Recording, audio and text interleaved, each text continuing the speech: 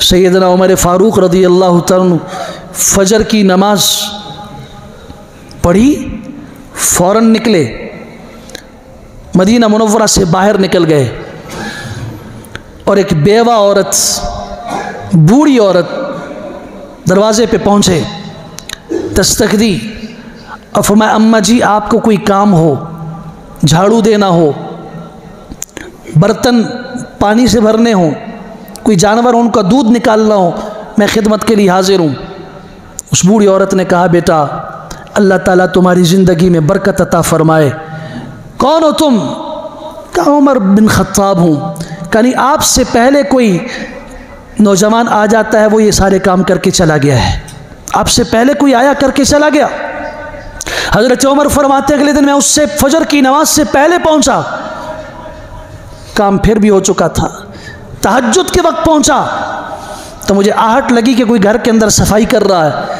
इंतज़ार किया, जब बाहर निकला कोई शख्स है जिसके सर के ऊपर चादर पड़ी हुई है, चेहरा ढका हुआ है, चुपके से निकला। मैंने पकड़ लिया हाथ से, कौन हो? कपड़ा हटाया, देखा खलीफा पैगम्बर, खलीफा बिला फसल अबू बकर सिद्दीक़ रज़ियल्लाहु ताला अन्हु हैं। आह निकली कि अबू बकर आप इस्लाम लाने में भी सबसे पहले थे, आप नेक आमाल में भी सबसे पहले हैं। उमर कौन है जो आप तक पहुंच सके? वसारिउ इला मग़फ़िरतिम मिन रब्बिकुम, दौड़ लगाओ अपने रब की मग़फ़िरत की तरफ, अमल में शौक़ पैदा करो। इमामुल अंबिया सल्लल्लाहु अलैहि वसल्लम ने फजर के बाद पूछा तुम में से कोई है जिसने सदका किया हो आज? खामोशी छा गई। अबू बकर सिद्दीक़ रज़ियल्लाहु अन्हु खड़े हुए, अल्लाह के रसूल सल्लल्लाहु अलैहि वसल्लम मैंने, कोई है जिसने मरीज़ की इयादत की हो आज? अबू बकर सिद्दीक़ खड़े हो गए, मैंने। कोई है जिसने रोज़ा रखा हो आज? अबू बकर सिद्दीक़ खड़े हो गए, मैंने रोज़ा रखा।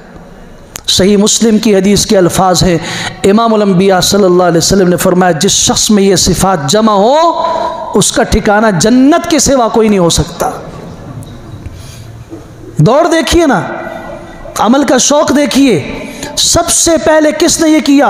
रोज़ा मैंने रखा है। अब्दुर्रहमान बिन औफ बीमार थे, मैं फजर की नमाज के लिए आ रहा था, रास्ते में मुझे पता था कि वो जाग चुके होंगे नमाज तहज्जुद के लिए, उनके घर गया, उनकी इयादत की। वहीं पे एक मुस्तहिक आदमी उनके पास आया हुआ था कुछ लेने के लिए, मैंने उसकी ज़रूरत भी पूरी कर दी।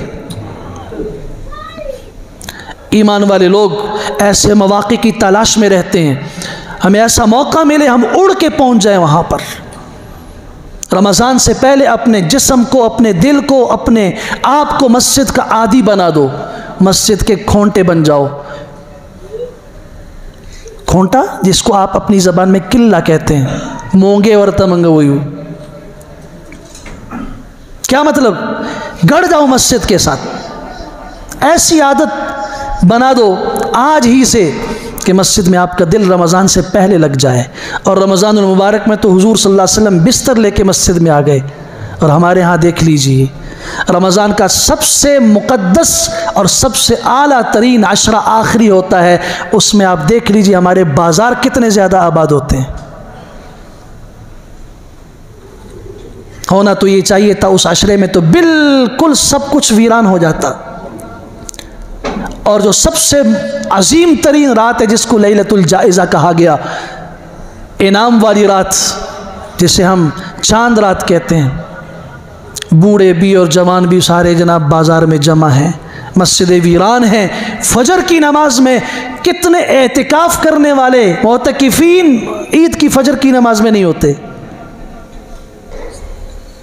इन्होंने ख़ुद फैसला कर लिया कि हमारा अमल अल्लाह को कितना मकबूल है और हमें वो अमल कितने शौक़ से हमने किया है जिसका नतीजा 24 घंटे से पहले हमारे सामने आ गया। चुस्ती पैदा करो अपने अंदर, मोहब्बत पैदा करो नेक अमल की, और रमज़ान के आने वाले इस मेहमान को ज़ाया ना होने दो।